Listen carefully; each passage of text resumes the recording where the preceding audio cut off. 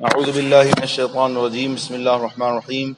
درود پاک پڑھیں۔ اللہم صلی علی سیدنا مولانا محمد وعلی آلہ وصحبہ وبارک وسلم علیہ صلاۃ و سلام علیک یا رسول اللہ صلی اللہ تبارک و تعالی علیہ وآلہ وصحبہ وسلم۔ اللہ تبارک و تعالی نے قرآن مجید و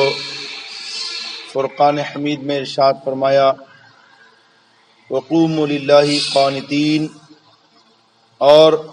اللہ رب العزت کی بارگاہ میں بادب کھڑے ہو۔ آقا کریم صلی اللہ علیہ وآلہ وسلم نے ایک شخص کو دیکھا نماز پڑھتے ہوئے۔ جب وہ نماز سے فارغ ہو کر حضور کی بارگاہ میں آئے اور سلام عرض کیا، حضور نے فرمایا وعلیک السلام، تجھ پر بھی سلام ہو، جا اور صلی فإنک لم تصلی، جا نماز پڑھ، تو نے نماز نہیں پڑھی۔ ابھی تو نماز پڑھ کے آئے تھے، سرکار فرما رہے ہیں کہ جا نماز پڑھ، نماز نہیں پڑھی۔ تو گئے اور پھر نماز پڑھ کر آئے تو حضور پاک صلی اللہ علیہ وسلم نے پھر فرمایا کہ صلی فإنک لم تصلی، جا نماز پڑھ، تو نے نماز نہیں پڑھی۔ پھر وہ دوبارہ گئے، نماز پڑھی، حاضر ہوئے، سلام کیا، حضور نے سلام کا جواب دیا، فرمایا کہ صلی فإنک لم تصلی، جا نماز پڑھ، تو نے نماز نہیں پڑھی۔ عرض کیا اے اللہ کے رسول صلی اللہ علیہ وسلم، آپ پر میرے ماں باپ قربان، مجھے تو ایسی ہی پڑھنی آتی ہے، میں اور کیسی پڑھوں؟ ارشاد فرمایا کہ رکوع اور سجدہ اطمینان سے ادا کر اور خشوع کے ساتھ نماز پڑھ، اور نماز پڑھ کے تجھ پر اطمینان ہو۔ مطلب یہ کہ نماز کے جو ارکان ہیں اسے خوب اچھی طرح سے ادا کر، تب تیری نماز ہوگی۔ اس حدیث شریف کی روشنی میں قرآن پاک کی اس آیت کریمہ کی روح سے وہ لوگ جو نماز میں صرف اٹھک بیٹھک کرتے ہیں اور رکوع اور سجدہ اچھے طریقے سے ادا نہیں کرتے، ان کو سمجھ لینا چاہیے کہ وہ نماز تو پڑھ رہے ہیں اپنے خیال میں، لیکن حقیقت میں یہ ہے کہ وہ صرف اٹھنا اور بیٹھنا کر رہے ہیں، کیونکہ جو نماز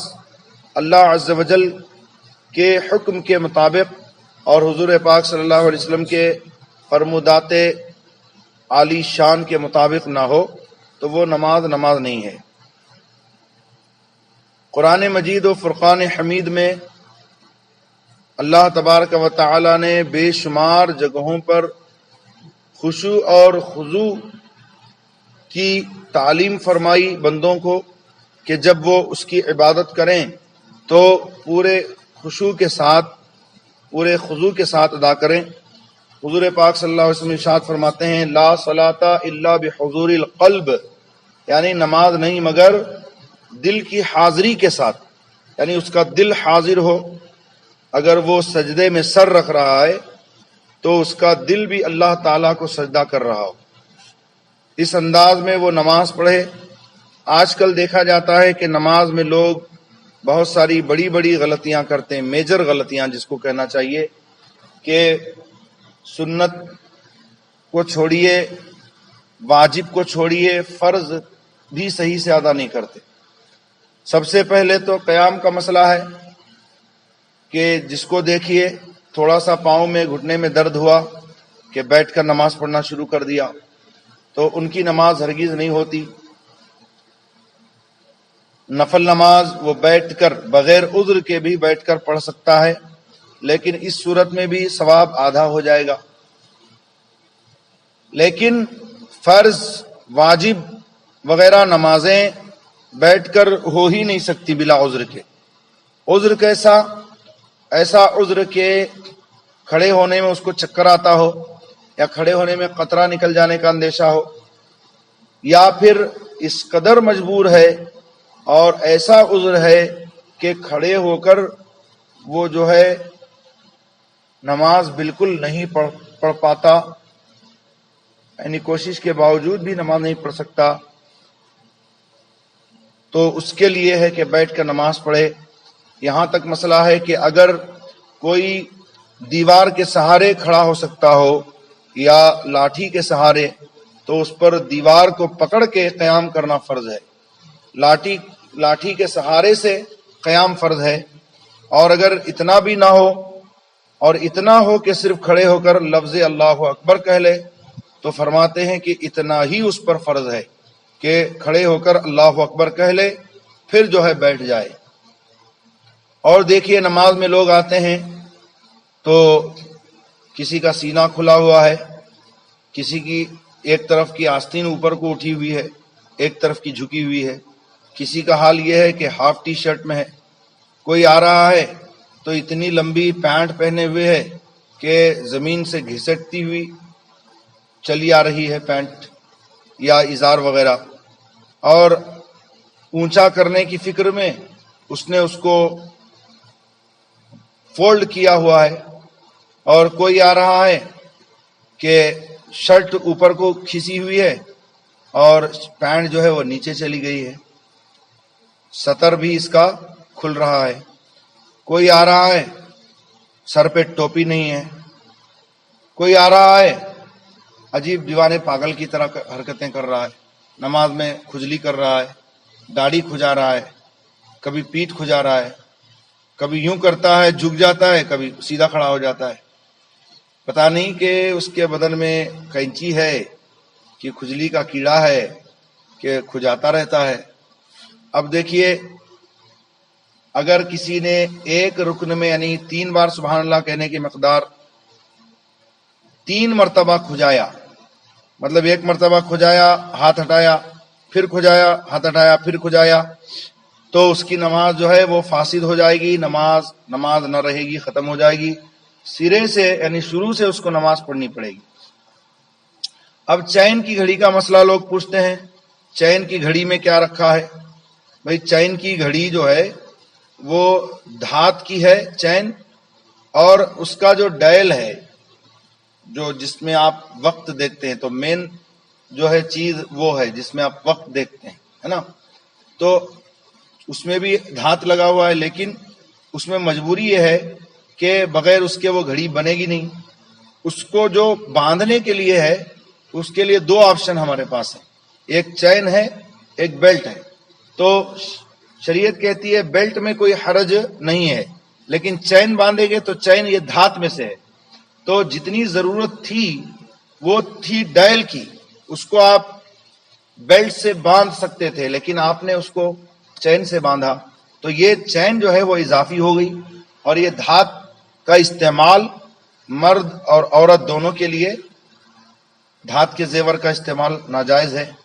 چاہے وہ نماز میں ہو یا نماز کے باہر۔ تو چین کی گھڑی پہن کر نماز پڑھنا یہ بھی مکروہ تحریمی ہے، تو کم سے کم نماز میں تو اس کو اتار لینا چاہیے۔ اور کسی کو دیکھ رہے ہیں 2 انگوٹھی ہے، کسی کی 4 ہے، کسی کی انگلی کم انگوٹھی زیادہ ہے، لگ رہا ہے کہ ابھی انگوٹھی کے کارخانے سے سیدھے چلا آ رہا ہے مسجد میں، کہ اس کو پتہ ہی نہیں ہے کہ نماز کیسی پڑھی جاتی ہے۔ آقا کریم صلی اللہ تعالی علیہ وآلہ وسلم نے ایک شخص کو دیکھا کہ سونے کی انگوٹھی پہنے ہوئے، ارشاد فرمایا کیا بات ہے کہ تمہارے اندر بتوں کی کیا بات ہے کہ تم نے جو ہے کیا فرمایا حضور پاک صلی اللہ تعالی علیہ وسلم نے کہ جب سونے کی گھڑی پہن کر آئے، سونے کی انگوٹھی پہن کر کے آئے، تو حضور پاک صلی اللہ تبارک و تعالی علیہ وآلہ وسلم نے کچھ فرمایا، اس کو منع کیا، ابھی میرے ذہن میں وہ بات نہیں آ رہی ہے، تو صحابی نے اس انگوٹھی کو پھینک دیا، تو دوسروں نے کہا کہ اس کو اٹھا لیجئے اور بیچ کر کام میں لائیے سرکار کے جانے کے بعد۔ تو انہوں نے کہا کہ جس چیز کو حضور نے پھینک دیا